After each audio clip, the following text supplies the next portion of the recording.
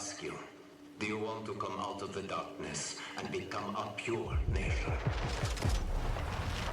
I ask you, are you ready for great changes under the guidance of a great leader? If you are, then wake up and open the door for the noble right. Wake up, wake up, wake up, wake up.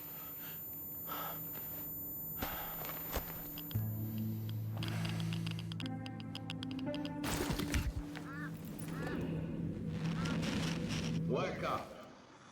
Wake up to a pure nation. Clean air. Bright future. Well, I can already tell right now, definitely going to have like a Nazi like fascist regime, like the main villains for this.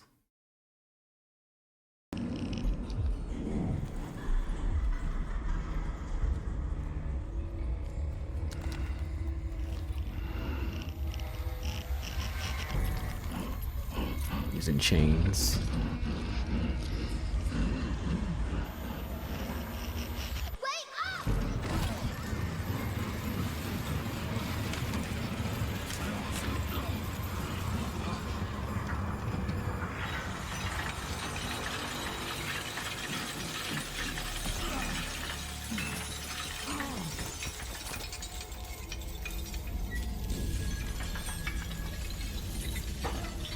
I'm gonna assume there's gonna be like some form of like slavery in this.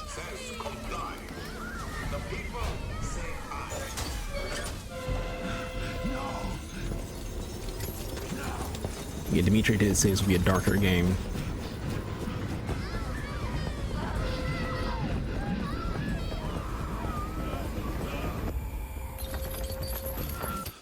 But you already see just from this opening of the freaking the deep dive. You got kid dead, you got child slavery, fascism. It's already hitting you with those undertones already. Fear not the enemy's threats, for the Führer Hunter protects you. Where are they taking them? Can you hear me? They do. We hear everything. But you don't let them. Yeah, heterochromia, or is she blind? No, it's not about me. I won't ask again. It's all about you.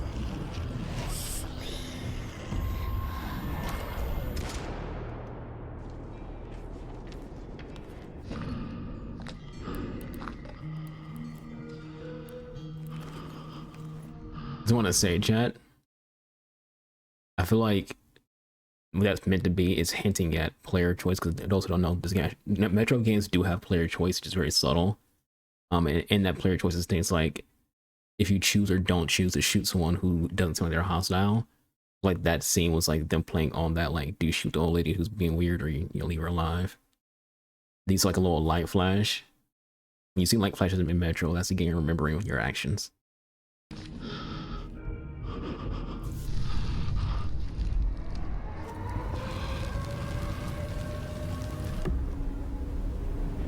Moscow, bombs dropped. All together now, children. The Novak is our home. Either we destroy or we are destroyed. No one. I can tell this game's going to be like freaking crazy when it comes to like some of the underlying meanings, because for those who don't know the history of like not just the developers but the person who makes the books, Dimitri is Russian. He's the guy who writes the books, and he's currently in like hiding. Or of course, he's not really hiding, but he's basically he's banned from Russia, or he's hiding from Russia, his home country. He's elsewhere. He's being listed by the Russian government as a foreign agent. They're basically seeing him as a terrorist because he spoke out against the Russian government because of their invasion of Ukraine. So he's a Russian who's pro-Ukraine. He's been very vocal about it. So in Russia, there is a warrant for his arrest, and he's viewed basically as a foreign terrorist, essentially. The developers of this game are Ukrainian.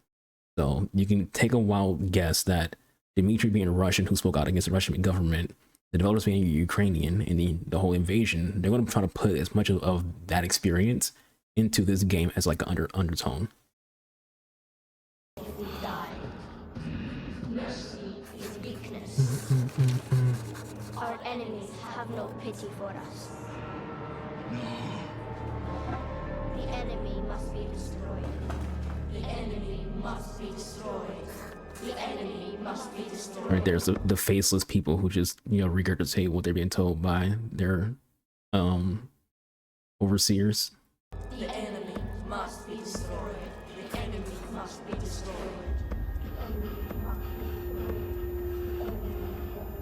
Not the dark ones. It is the dark ones.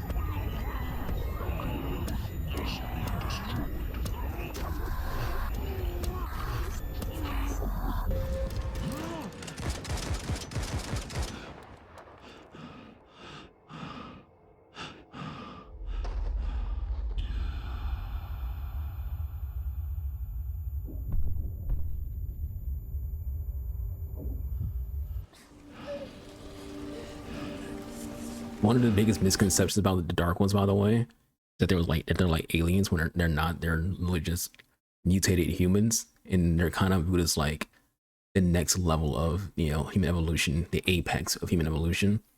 They have like psychotic powers and things like that. Very, very, you know, adorable, and you know, they basically have like a lot of freaking powers.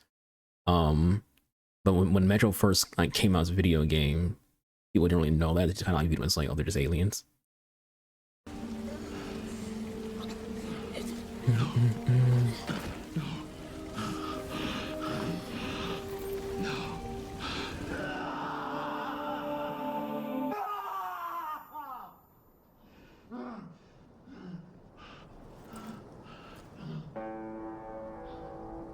I'm here without you, baby.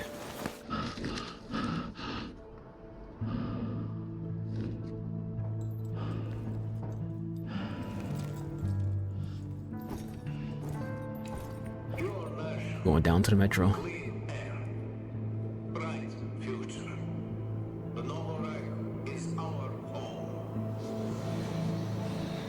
Oh, Chad, I can't wait. It's one of my favorite games of all time. Metro series and Metro books. Fucking love them. These games are flawless. There's not a single thing about these games that I dislike. It appears that the devastation we brought upon ourselves was complete. Heaven, hell, and purgatory were out of mind as well.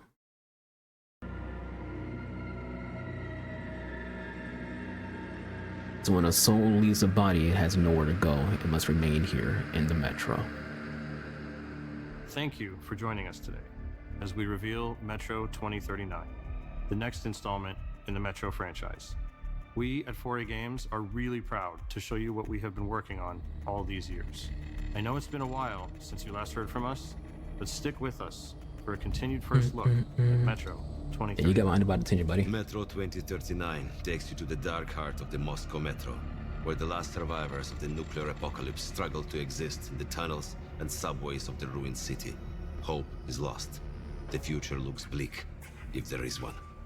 The underground factions and station communities have all been united under one banner, the Noble Reich.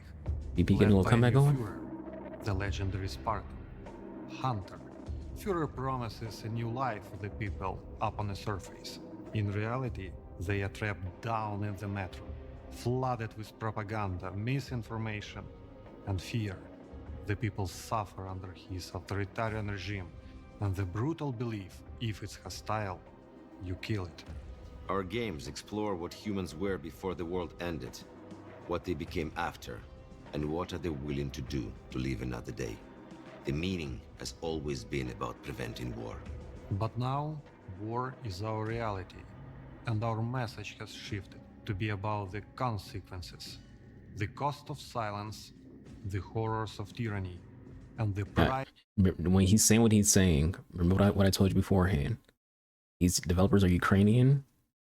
The guy who writes the books is Russian, who spoke out against the Russian government for invading Ukraine. The things he's saying right now, it's a double entendre. He's not talking about the game. He's talking about reality. Of freedom. You will explore these themes through our voiced protagonist, the Stranger, a recluse plagued by his violent nightmares, forced to undertake a harrowing journey back down to the metro, a place he It's the Stranger, so it's not RTM. But we must return to tell the story we want to tell. You can expect a much darker tone this time around. A handcrafted, story-driven, single-player campaign where you'll feel the weight of the rotting world pushing down on you, forcing you deeper into your claustrophobic nightmares. We will go where the worst of humanity can be on a full display. The thing is, we are not romanticizing the post-apocalypse or making a theme park out of it. Metro has always been a more tragic view on our actions as humanity. Then, tragedy came to us. Everything we had planned for the next chapter of Metro changed in 2020, and more significantly, in 2022. When Russia's full-scale invasion began, it changed the lives of everyone in the studio, but more so of our team and families in Ukraine. The war has shaped us, and we have changed the story to be even more about choices, actions, consequences, and what you have to pay to have a future. Reality forced us to take a different approach, told from a uniquely Ukrainian perspective. But this is still a Metro story in the Metro universe. We are a team of fighters, my Kozacko rodu. We will push through no matter what.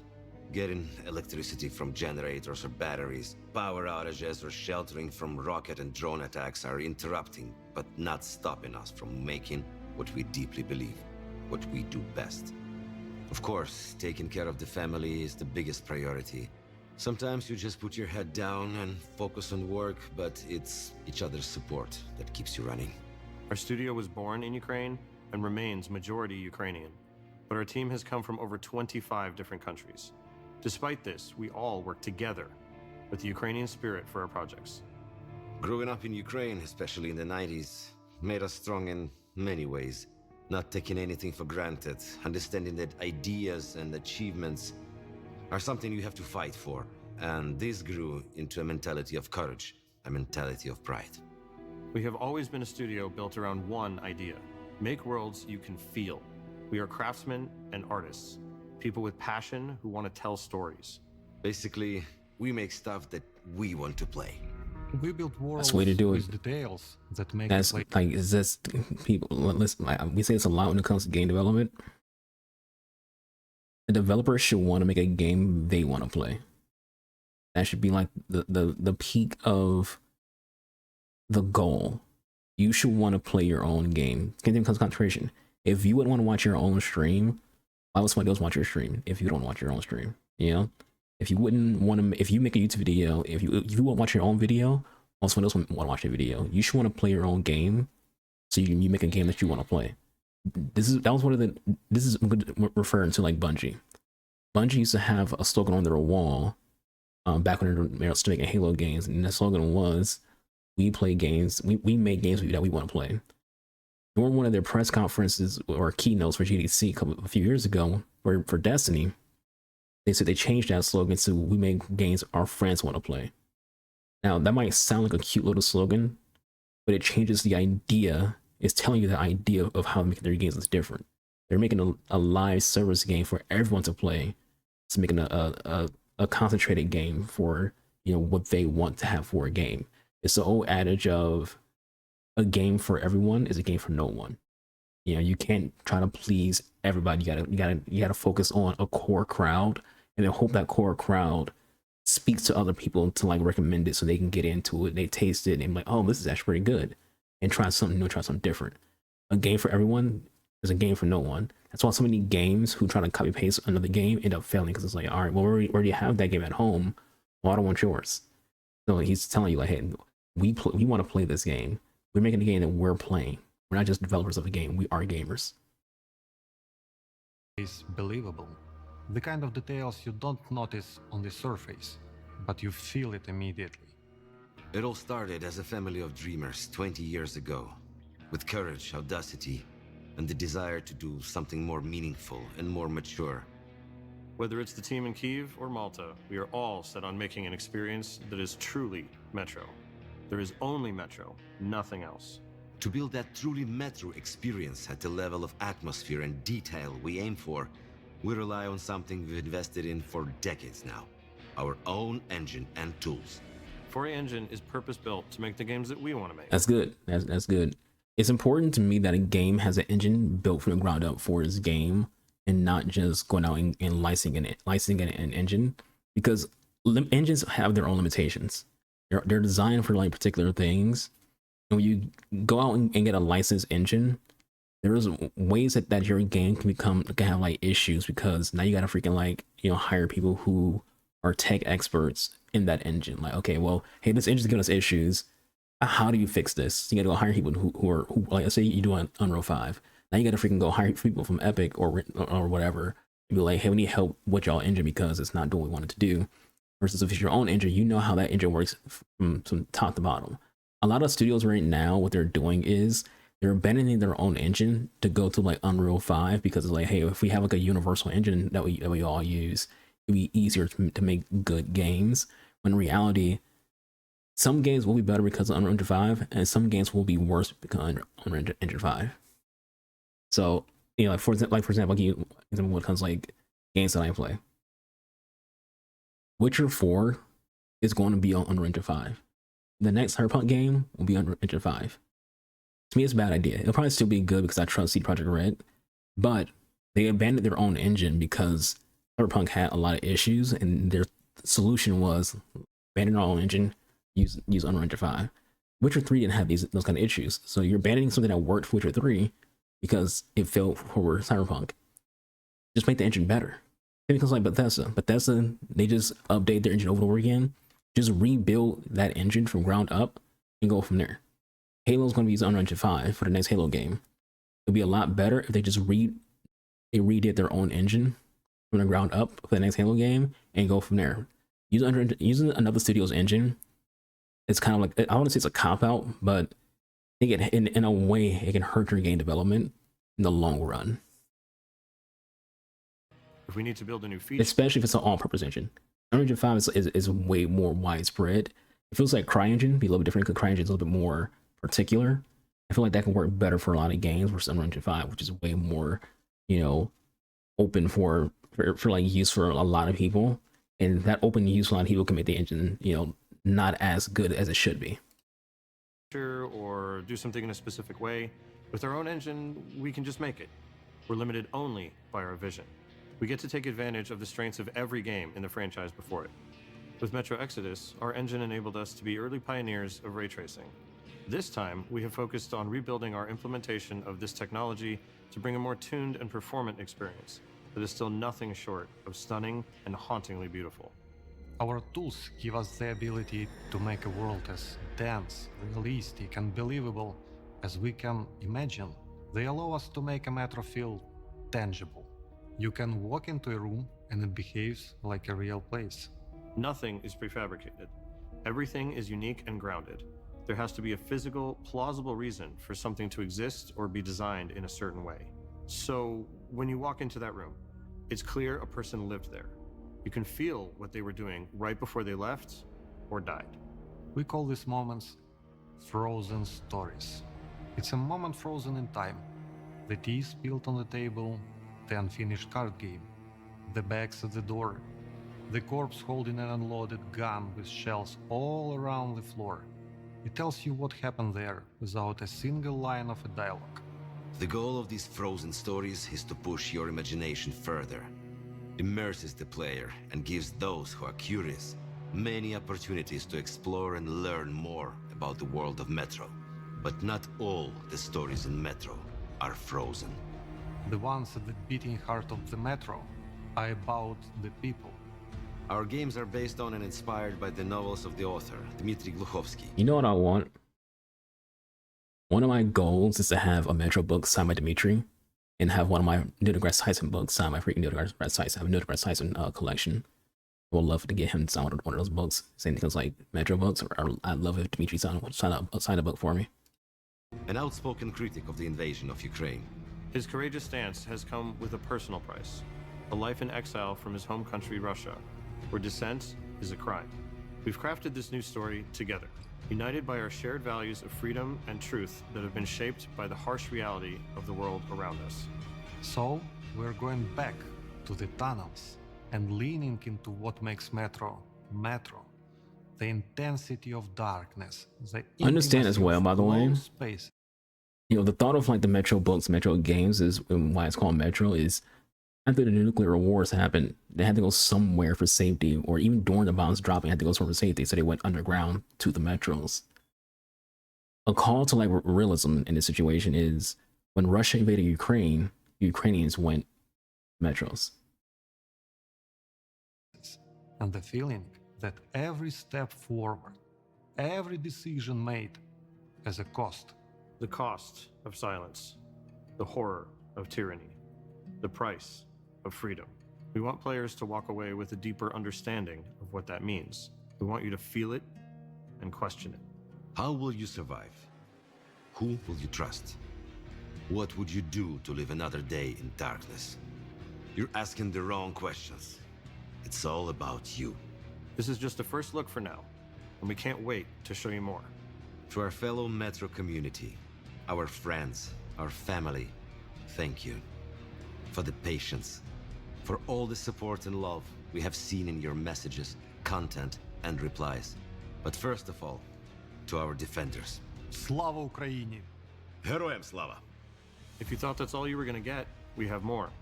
Here's your first in-game look at Metro 2039, captured from a mix of gameplay and cinematics. A vertical slice.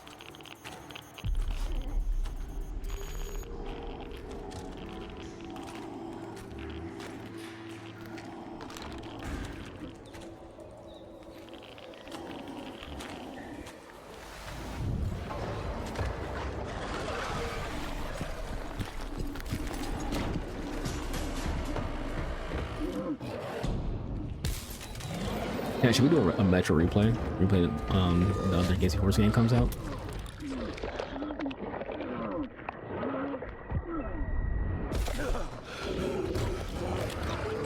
Maybe like to be the third time we played the Metro games.